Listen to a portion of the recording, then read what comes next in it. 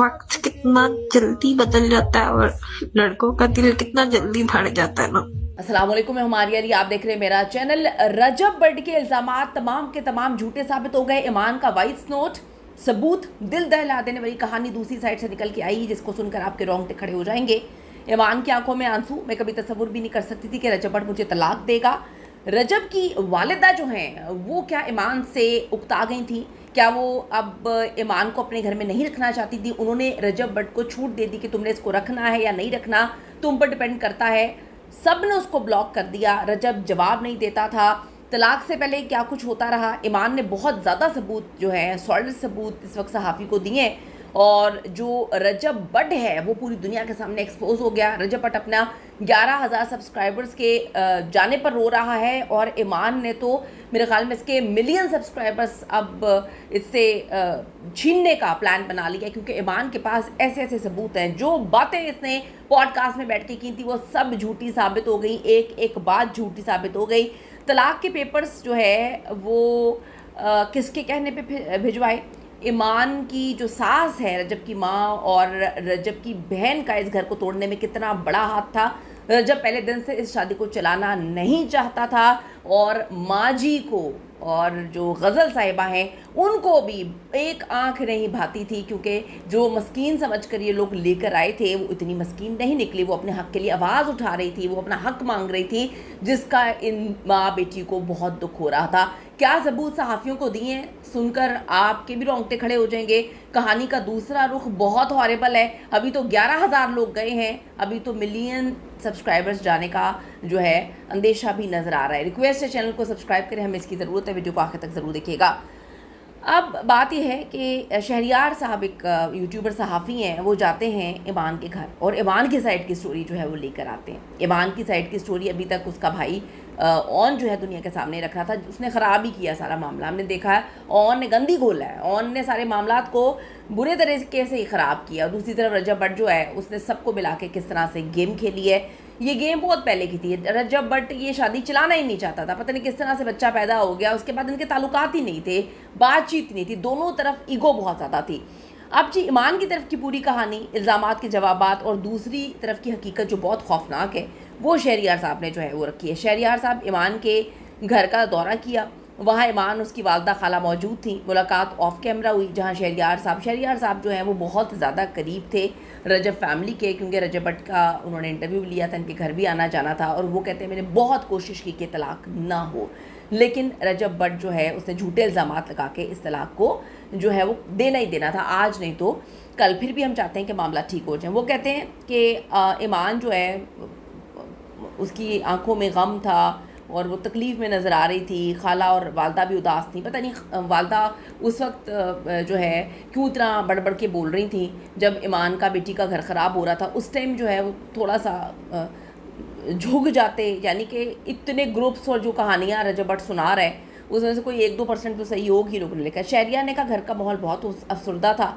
चोरी के इल्ज़ाम पे उसने बात की है कि जी जो परफ्यूम वगैरह की कहानी सुनाई है कि माँ जी, हमें बड़ी मिस्टीरियस लगी थी कि ईमान माँ जी पर परफ्यूम चोरी का इल्ज़ाम क्यों लगाएगी। बड़ा फजूल सा एक लेम एक्सक्यूज़ था, जिसे रजब बट का अगर आप उसका पोस्चर देखें, उसका कहने का तरीका देखें, अगर उसको कोई भी एनालिस्ट, कोई भी साइकोलॉजी जो पढ़ते हैं, साइकेट्रिस्ट जो होते हैं, जो देखकर चीज़ें मेरे ख्याल में अंदाज़ा लगाते हैं, वो भी बता सकते हैं कि जी वो झूठ बोल रहा था, पता चल रहा था कि ये फजूल बात है। ईमान ने कहा ये मुकम्मल झूठ है। वो कहती हैं कि जी मैं क्या माँ जी पर परफ्यूम चोरी का इल्ज़ाम लगा सकती हूँ, आप खुद सोचें। ईमान ने कहा जब वो रजब पर मुकम्मल यकीन रखती हैं, जल्द ही जो है वो एविडेंसेस और वॉइस नोट्स जो है वो पेश करेंगी। अच्छा ज़रा ये सुनिएगा। उनके साथ ये सवाल किया कि आपके ऊपर चोरी का इल्जाम लगा है, रजब बट ने लगाया, तो उन्होंने ये कहा कि क्या मैं माँ जी के ऊपर एक चोरी का परफ्यूम चोरी का इल्जाम लगाऊंगी। मुझे इतना ज्यादा अफसोस हुआ कि मेरे खावंद ने मुझ पर ये इतना इल्जाम, मेरे पर ऐसा इल्जाम लगाया, मैं क्या ऐसा कर सकती हूँ। यकीन माने कि मुझे उनकी बॉडी लैंग्वेज से ये चीज महसूस होगी कि ये बॉडी लैंग्वेज बता रही थी कि रजब बट जो है झूठ बोल रहा है, उसका कोई और प्लान है, बस उसने कहानियाँ घड़ी हैं। अच्छा, खर्चा रोकने का इल्ज़ाम। रजब ने कहा था कि 2 माह खर्चा मैंने बंद किया है क्योंकि किवान को तो 20-25 लाख की सलामी मिली है। ईमान ने कहा ये सरासर झूठ है, उसके पास जो है रसीदें मौजूद हैं। जैसे अली सिग्मा मोटर्स वालों ने 1 लाख दिया था मेरे बेटे को, चौधरी साहब से ने 1 लाख रुपया दिया था मेरे बेटे को, दीगर दोस्तों ने जो बाहर से आए थे 50,000 रुपये किवान को दिए थे, और इनमें 25 लाख की तो कोई कहानी है ही नहीं। यानी कि जो बंदा अपने बेटे का ख्याल नहीं कर रहा, फ़िरोज़ खान आपको याद है कितना कमाता था, उसने कितना अपने बच्चों के लिए तंग किया है, अपनी बीवी को पैसे ही नहीं देता था। यही हाल है, 2 महीने से आपने खर्चा रोका हुआ है। ये तो बस मुझे समझ नहीं आ रही ऑन सारा गंद जो है ना वो लेकर क्यों आ गया टेलीविज़न के ऊपर, सोशल मीडिया के ऊपर। रजब भट्ट तो चाहता ही था कि ये गलती करें, और ऑन ने पकड़ के अपनी बहन का घर तबाह करने में और उनकी वालदा ने कोई कसर नहीं छोड़ी, कोई कसर नहीं छोड़ी। फिर कार ख़रीदने और दीगर इल्ज़ामात के हवाले से ईमान ने बताया कि रजब जो है ख़ुद भी सोशल मीडिया से कमाता है, उसको पता है कि जो मेरा भाई है उसने सोशल मीडिया पे कमाना शुरू किया, और फिर उसने अपनी पुरानी कार बेचकर पैसे मिलाकर उसने सेव किए हुए थे, उसने डाला ख़रीदा। तो रजब का ये इल्ज़ाम गलत है कि मेरे बेटे के पैसों से जो है वो उसने डाला ख़रीदा, मतलब 60-80 लाख रुपए का डाला ख़रीदा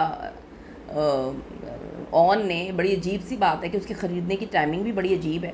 दूसरी बात ये है कि उसने किस तरह से कमाया, ये सब बहुत अच्छे से जानते हैं। उसने हर फीट पे बैठ के अपनी बहन और अपने बहनोई के बारे में डिस्कस किया, उनको गंदा किया है, अपनी बहन को मज़लूम बनाने की कोशिश की है। अगर वो मज़लूम भी होगी तो ऑन ने जितना गंद घोला है ना, यकीन करें, तो वो उस तरह से उसने पैसे कमाए हैं। तो बड़े अजीब से मौके पर उसने गाड़ी ख़रीदी है। तो वो कहते हैं जी ये इल्ज़ाम झूठा है और ऑन ने अपने पैसों से गाड़ी ख़रीदी है। तलाक का नोटिस के हवाले से बता देंगे जी, 9:30 बजे दस्तखत हुए, अगले दिन जो है वो पीर को इनको मिलता है। ईमान को अचानक वो कहते हैं, मैंने उसको कॉल की और बताया कि आपको इस तरह से नोटिस मिलेगा। उसने कहा नहीं मुझे यकीन नहीं आ रहा। वो कहते हैं जी मैंने हर जगह से पता कर लिया था कि ये आ रहा है, लेकिन वो कहते हैं कि मुझे यकीन नहीं आया। फिर रजब के लिए बात उन्होंने की कि जी आपने माजी से कांटेक्ट क्यों नहीं किया, माजी तो आपको बड़ी इज़्ज़त और मोहब्बत और प्यार देती थी।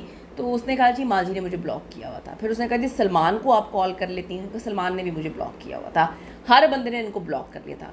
अब दूसरे कुछ लोग रीजंस दे रहे हैं कि लोग क्यों ब्लॉक ना करें। आपने रजब भट्ट के हर दोस्त को जो है वो, आपकी वालदा ने हर दोस्त को वालदा ने जो है वो कॉल करके बताया है कि जी मेरी बेटी से अच्छे से बात करें, मेरी बेटी के मुंह में लुकमा डालें, मेरी बेटी के जो है वो उसको अच्छे से पानी पिलाएं। जब आप इस तरह की बातें करेंगे तो फिर आपकी बात की वैल्यू नहीं रहेगी। एक बंदा तो पहले से इंतज़ार कर रहा था, आपकी माँ उसको मौका देती गई।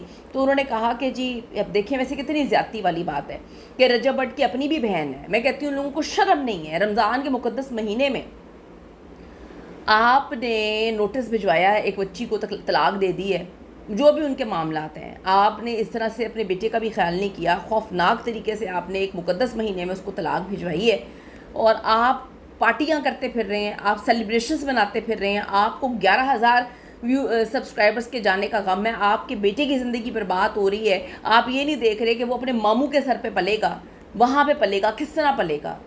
बड़ी अजीब सी बात है।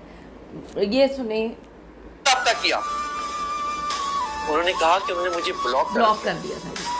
आप चेक करें मैं उनसे कैसे रब्ता करूं। वो माजी की मैंने कहा सलमान से रब्ता ड्रामेबाजी है वो तो मतलब उनको बताती, उनका मुझे उन्होंने भी ब्लॉक किया, सब ने ब्लॉक कर दिया था। रजब भट्ट मैसेज देखता था, जवाब नहीं देता था, यानी कि ईगो दोनों की थी, उन्होंने रिश्ता ख़त्म किया। बेटे किवान का मामला, किवान के कपड़े, तहाई फीडर बॉटल, सैनिटाइजर्स वगैरह रजब के घर छूट गए थे। उन्होंने कहा जी सारे गिफ्ट्स जो हैं वो बच्चे के कपड़े पुराने हो गए। ये कौन बता रही है, ये अभी तलाक का नोटिस आया नहीं है। नोटिस आने से पहले ये जो सहाफ़ी हैं ये इनके घर गए हैं, क्या कहते हैं, जो ईमान के घर। अभी नोटिस आया नहीं है तो ईमान ने सैनिटाइज़र तक की कहानी जो है वो सुनाई है उनको, और उसके बाद में तलाक आई है। तो वो कहते हैं जी अब कुछ भी नहीं है। रजब ने झूठी कहानी सुनाई जब इन्होंने कहा मैं बेटे से मिलने आ रहा हूँ, तो मैंने कहा जी अब आने की ज़रूरत नहीं है। इस पर तो खैर उन्होंने जस्टिफाई नहीं किया, ये कहानी नहीं, पूरी बात नहीं बताई कि आपने क्यों कहा कि जी आने की ज़रूरत नहीं है। लेकिन वो कहती हैं जी मेरे पास एक वॉइस नोट है कि आपका बेटा है, दरवाजे हमेशा खुले हुए हैं, आए घर बैठे हैं, हम बैठ के बात करते हैं, मसले का हल करते हैं। लेकिन वो कहती हैं कि जी इन्होंने, मैं सब कुछ बताऊंगी, मैं सब कुछ। अब मतलब आप अगले पॉडकास्ट के लिए तैयार हैं। रजब भट्ट के 11,000 सब्सक्राइबर्स गए हैं, यहाँ पे मिलियंस भी जाएंगे, 10 लाख भी जाएंगे। तो रजब भट्ट को अब तैयार रहना चाहिए। ईमान काफ़ी जज्बाती हैं। वो कहती हैं जी मुझे यकीन नहीं आ रहा, मुझे आज भी यकीन नहीं आ रहा कि रजब भट्ट ने मुझे तलाक दे दी है। लेकिन मैं ये बात बोलूँगी कि आपको यकीन क्यों नहीं आ रहा कि रजब भट्ट आपको जो है तलाक दे के, आप अपने घर में जाती नहीं थी। उनके रवैये अगर बहुत बुरे थे, आप कहती हैं इतने बुरे थे, उससे सब झूठ बोला, आपने खुला क्यों नहीं ले लिया? आपने क्यों अपने आप को इस रिश्ते में बांध के रखा? मुझे समझ नहीं आई उन लोगों ने बच्चा क्यों पैदा किया।